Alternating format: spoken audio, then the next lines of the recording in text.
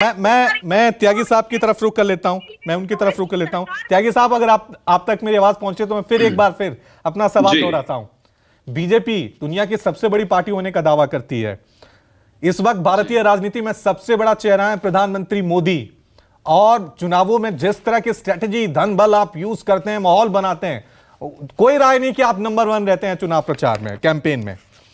लेकिन 5 राज्यों के चुनाव में सिर्फ एक जगह 4-1 से मुकाबला आप हारते हुए नजर आ रहे हैं। तो कहां चूक हो गई बीजेपी से? राजस्थान आपके पास नहीं, छत्तीसगढ़ आपके पास नहीं, बीआरएस, माफ कीजिएगा, तेलंगाना में तो आप तीसरी नंबर की पार्टी।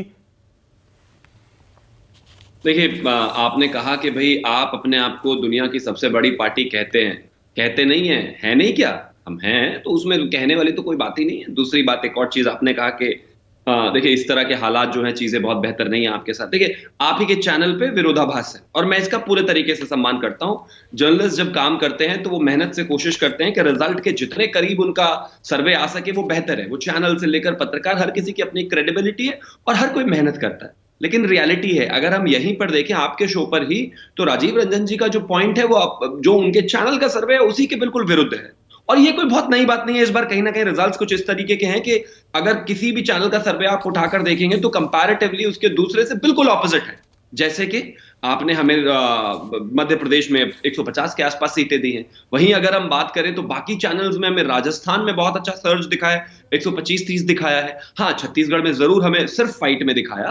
तेलंगाना की अगर मैं खास तौर पर बात करूं तो तेलंगाना में अगर टोटलिटी के साथ आप बात करें तो 2018 में तेलंगाना में भारतीय जनता पार्टी के सिर्फ एक सीट थी और वोट था अप्रोक्सीमेटली 6.98%।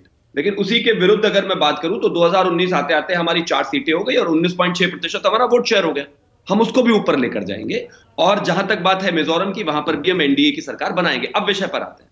मैं बिल्कुल ये नहीं कहता कि किसका सैंपल साइज क्या है, सर्वे साइज क्या है, ना, मुझे लगता है सबने मेहनत की। लेकिन हम मानते हैं प्रमुखों की रिपोर्ट के आधार पर, चीजों के आधार पर भारतीय जनता पार्टी इन तीनों राज्यों में सरकार बनाने जा रही है। और ये उन लोगों के लिए भी एक बात है जो 3 महीने पहले कहते थे नहीं नहीं, एमपी में तो बीजेपी कहीं है ही नहीं, 30-40 सीटों में सिमट जाएगी। और जो छत्तीसगढ़ वाले थे वो कहते थे ओहो, अब की बार 75 पार। 75 छोड़िए, आपको कोई भी चैनल 50 तक देने को तैयार नहीं। और फिर अगर ये कहा जाए कि जो है ये तो भारतीय जनता पार्टी के एक तरीके से हार है या कांग्रेस ने कम बैक किया है, कम बैक छोड़िए, 3 महीने पहले भारतीय जनता पार्टी को आप कहीं मान ही नहीं रहे थे इन दोनों राज्यों में। तो पूरे देश के मीडिया का ये कहना है अब से 3 महीने पहले कि नहीं नहीं, छत्तीसगढ़ और एमपी में बीजेपी को हवा नहीं आने वाली। आप रिजल्ट्स और आंकड़े सब आपके सामने हैं, आप ही के चैनल्स दिखा रहे हैं। मैं मानता हूं, भारतीय जनता पार्टी मानती है, और हमारे जितने भी हमारे पास जो डेटा है उसके आधार पर हम कह रहे हैं कि मध्य प्रदेश, राजस्थान में हम प्रचंड बहुमत से सरकार बना रहे हैं। छत्तीसगढ़ में भी जो आंकड़े होंगे वो अचंभित करने वाले होंगे। आने वाले समय में देखिए आगे आगे होता है क्या। और हाँ, जहां तक चुनाव की बात है, मैं मानता हूं चुनाव हम हमेशा मेहनत से लड़ते ही हैं, चाहे कोई भी चुनाव हो, और आगे भी ऐसे ही मेहनत से लड़ते रहेंगे। उसमें तो कोई इफ एंड बट वाली बात इसमें कोई दो राय नहीं, इसमें कोई दो राय नहीं त्यागी साहब कि आप मेहनत से चुनाव लड़ते हैं। लेकिन कहा यह जा रहा है कि इस बार स्ट्रेटेजी में चूक हो जा रही है। और स्ट्रेटेजी क्या कि जो सेंटर की तरफ से प्रधानमंत्री मोदी का हर जगह चेहरा दिया जा रहा है, वो हो सकता है किसी एक आध राज्य में चल जाए, लेकिन वो राजस्थान में नहीं चल रहा है, वो छत्तीसगढ़ में नहीं चल रहा है, ना ही वो आपका तेलंगाना में नजर आ रहा है। तो ये सबसे बड़ी रांची, ये संघीय ढांचा है। यहां पे जो विधानसभा चुनाव होते हैं अलग रणनीति पे लड़े जाते हैं, लोकसभा चुनाव अलग रणनीति पे। आप हर जगह प्रधानमंत्री मोदी को आगे कर देंगे तो ये उनकी भी हार कही जाएगी ना। अगर 4-1 से ये मुकाबला गया तो ये प्रधानमंत्री मोदी की हार भी कही जाएगी। इस बार वर्ल्ड कप में ना विराट कोहली ने, अगर मैं गलत नहीं हूं तो मेरा ख्याल 9 से ज्यादा 50s मारी हैं और 100s भी मारी है ना। जब जब इंडिया जीता है, मेरे देश के सारे लोग जो हैं उसकी तारीफ में कसीदे इस तरीके से पढ़ते हैं जिसकी कोई हद नहीं।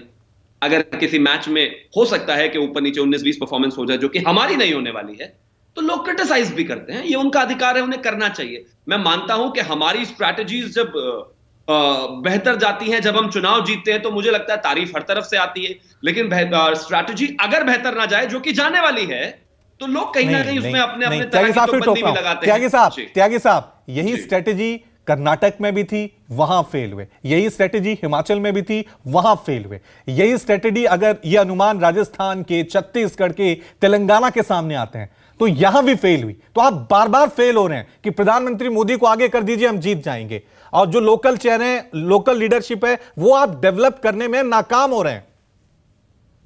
मुझे लगता है कि अगर लोकल लीडरशिप की आप बात करें तो अगर हम मध्य प्रदेश की भी बात करें तो वहां पर सरकार हमारी लोकल लीडरशिप में लगातार किस तरीके से कितने लंबे समय तक चली आपने देखा। उत्तर प्रदेश में हमारी लोकल लीडरशिप में किस तरीके से सरकार चल रही है आपने देखा। असम में किस तरीके से लोकल लीडरशिप में सरकार चल रही है आपने देखा। मैं मानता हूं ये लीडर्स भी इसी पार्टी में और इसी पार्टी के दौरान ही हुए हैं और उन्हीं के थ्रू भी हम आगे चीजें लेकर जा रहे हैं। लेकिन महत्वपूर्ण विषय यहां पर यह, मैं फिर से वही कहना चाहता हूं, बाय एंड लार्ज जिस तरीके का ट्रैक रिकॉर्ड, अगर आपको प्रधानमंत्री जी का ही कंपेयर करना है और दूसरी पार्टी की तरफ से कंपेयर करना है तो वैसे कर लीजिए। एक राहुल गांधी है जो 52 में से 44 चुनाव हारे हैं, दूसरी तरफ प्रधानमंत्री है। ट्रैक रिकॉर्ड किसका बेहतर है? बावजूद फिर भी वो उन्हीं के साथ भारत जोड़ो यात्रा कर रहे हैं और उन्हीं को ये कहा जा रहा है मैं जवाब ले लेता हूं।